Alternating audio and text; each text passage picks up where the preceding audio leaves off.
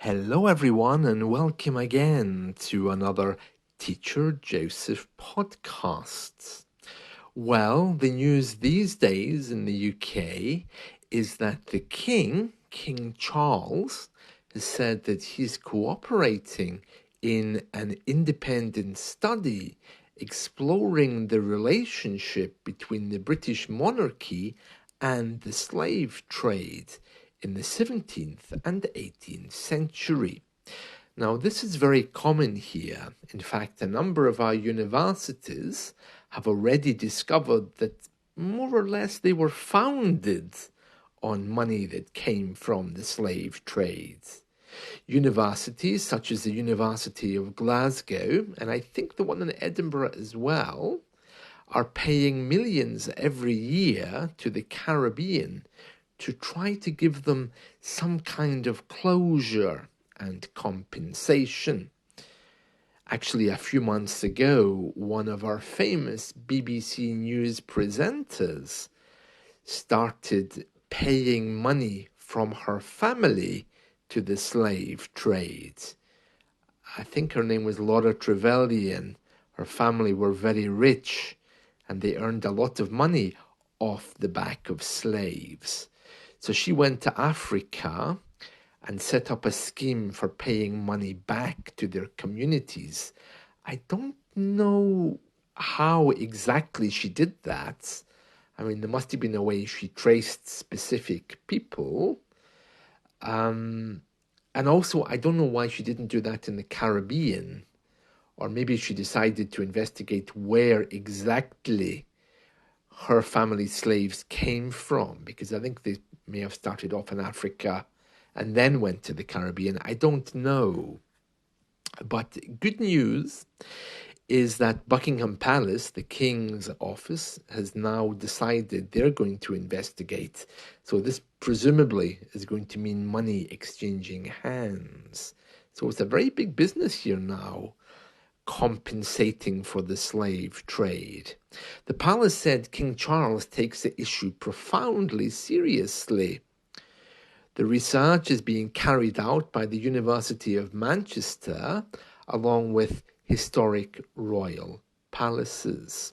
Both the King and the Prince of Wales, that's William, have previously expressed their personal sorrow at the suffering caused by the slave trade. Speaking during a trip to Rwanda last year, the King said he could not describe the depths of his personal sorrow at the suffering caused by the slave trade.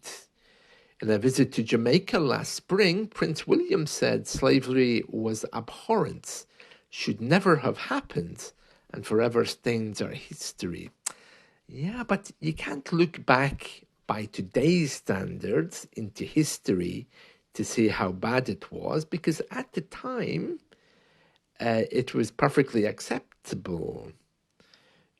So for example, in the future, people will probably look back into the year 2023 and they'll say, oh, these poor people using such basic communication, because by that time they'll be teleporting each other or will be examining each other's thoughts, I think.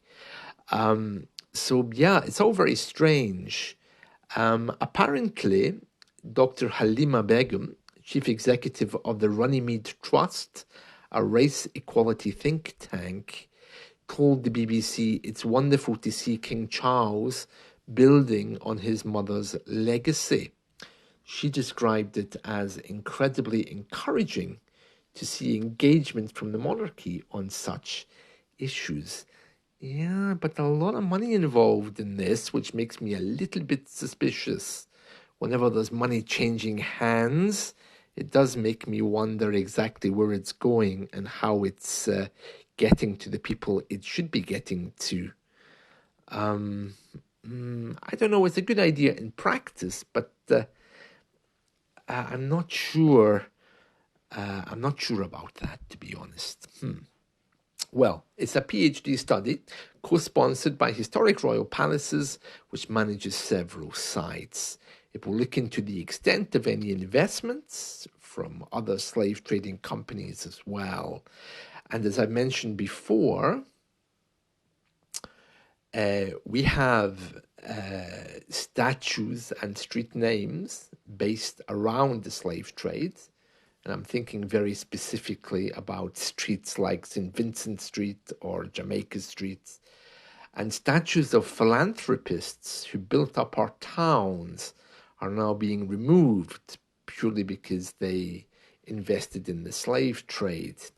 But we should not forget the other good things they did for our society. Okay, they had slaves, but that wasn't all of them. They also did other good things. So we shouldn't just label them bad because of one bad thing. But of course, it's more, I think, to assure the public that the government recognizes that it had done something wrong and gains our trust. Very complex, isn't it? Very complex. Well, that's it from me. So I hope you've enjoyed this, and let's talk again soon. Bye.